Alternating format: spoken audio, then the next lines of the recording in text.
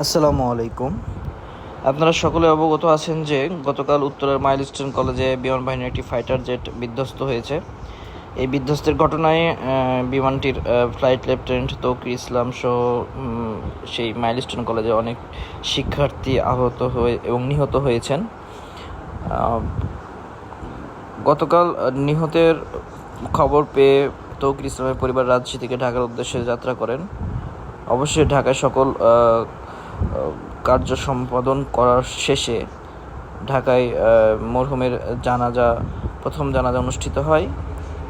প্রথম জানাজা শেষে তার নিজ বাসভবন রাজশাহীর উদ্দেশ্যে ঢাকা থেকে বিমান বাহিনীর একটি বিশেষায়িত হেলিকপ্টার রাজশাহীর উদ্দেশ্যে রওনা দেন।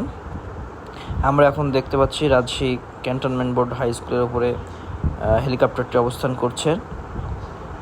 হেলিকপ্টারটি রাজশাহী ক্যান্টনমেন্টে অবতরণ করবেন।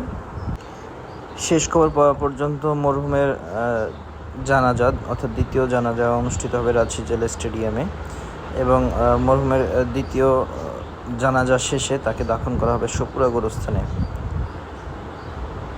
আমরা এই মুহূর্তে দেখছি সিটি বাইপাস থেকে অ্যাপ্রোচ নিচ্ছে হেলিকপ্টারটি। বাংলাদেশ এয়ারফোর্সের একটি helicopter MI-748 flight lieutenant Tauqir ইসলামের শেষ যাত্রায় আমরা সাথে আছি। মরহুমের বিদেহী আত্মার মাগফিরাত কামনা করি। তৌকির ইসলামের পরিবার সহ এই দুর্ঘটনায় নিহত সকলের পরিবারকে এই শোক কাটিয়ে ওঠার শক্তি এবং ধৈর্য মহান রব্বুল আলামিন সবাইকে দান করুক, আমিন।